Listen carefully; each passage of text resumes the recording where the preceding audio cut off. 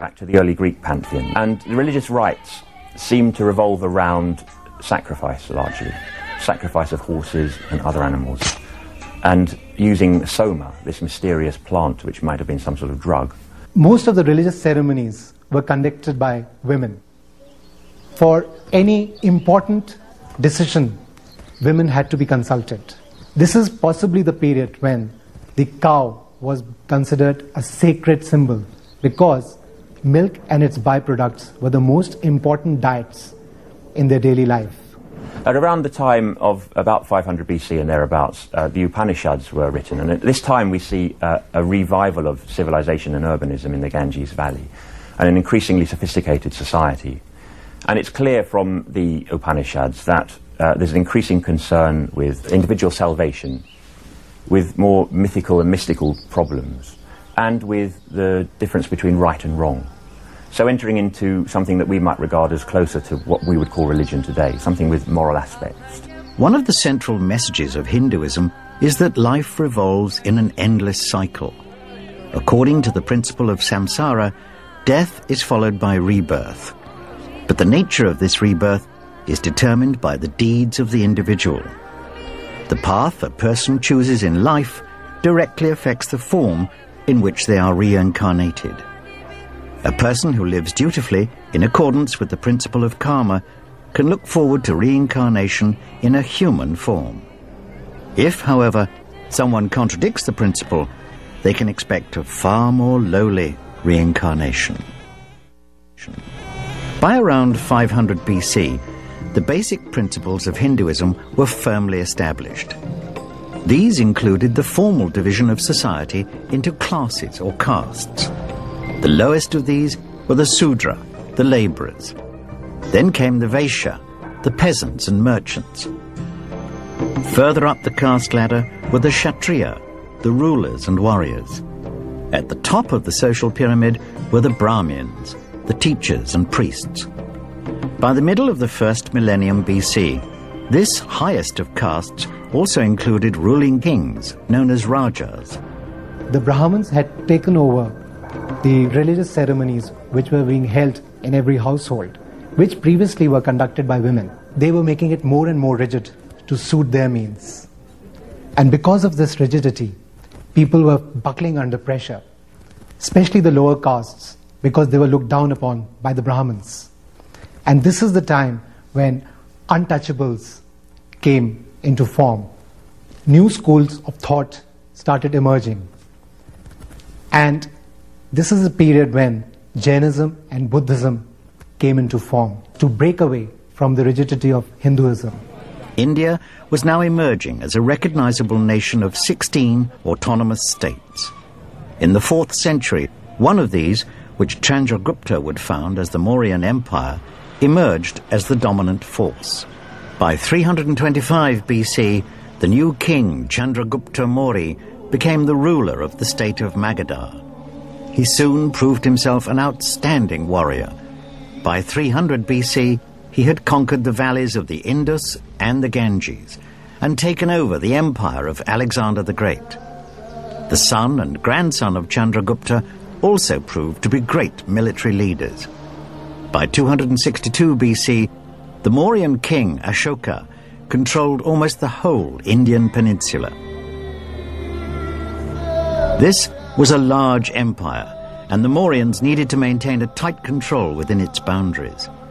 A Greek observer described how an enormous army of 700,000 men policed the empire, and the Mauryan leaders were not afraid to use this army. However, the Mauryan age is better remembered for its wealth and culture.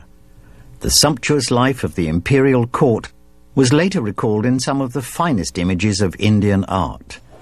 The skills of the jeweller and the goldsmith were very much in demand.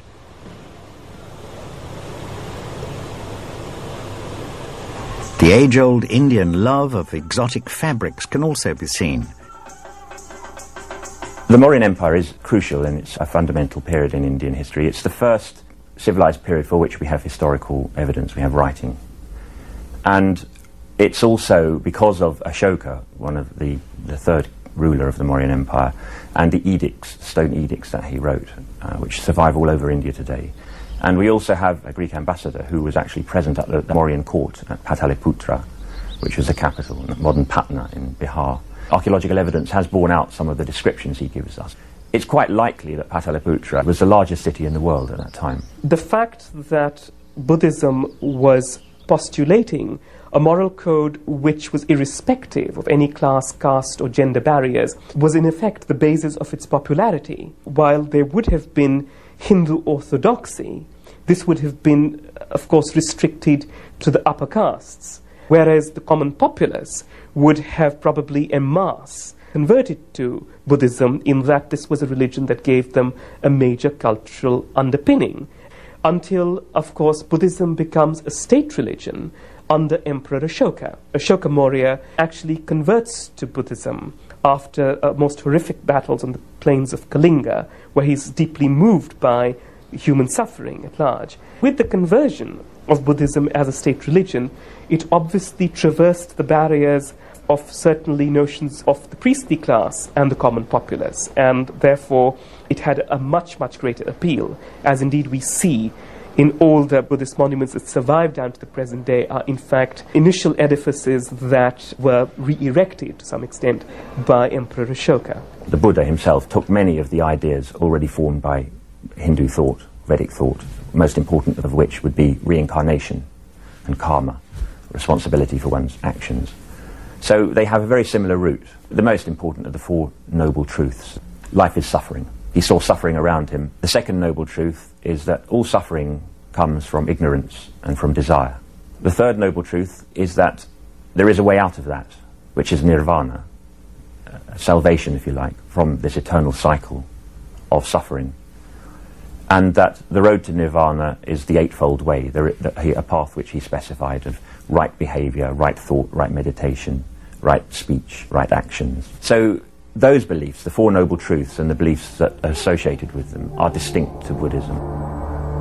The embracing of Buddhist principles by King Ashoka led to a 30-year period of wise rule throughout his empire. Physical reminders of this remain today. Across the subcontinent, he ordered inscriptions to be carved in stone.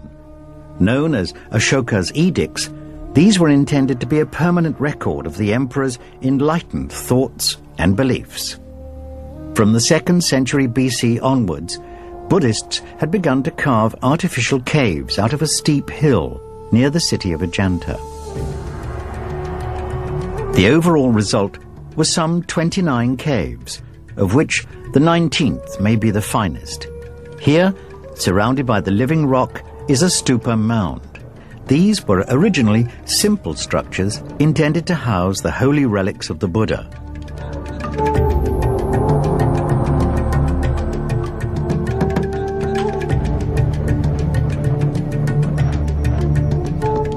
Inside, a huge figure of the Buddha, dramatically illuminated by the natural light entering through the gabled cave opening.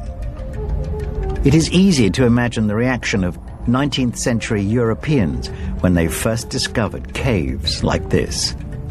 There are few man-made creations as spiritually moving as this labor of faith. Sculpture is not the only art form visible at Ajanta.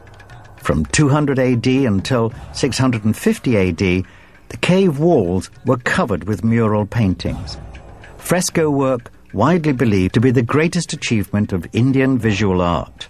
These are extremely important works for a host of reasons. They are the earliest surviving murals or examples of painting in the Indian tradition, and in themselves are therefore extremely important and valuable as archaeological evidence. What is extremely important about these in terms of their message is that they in fact illustrate the various former lives of the Buddha before he actually became the Buddha, which is to say, all the pre-Buddha states before he was actually enlightened and became the enlightened Buddha. He was born as a prince, and all his pre-Buddha states are essentially shown as somewhat royal depictions. The depiction of a prince adorned with all the state regalia, all the jewelry. You tend to see his elongated earlobes, which obviously held heavy royal earrings. The whole corpus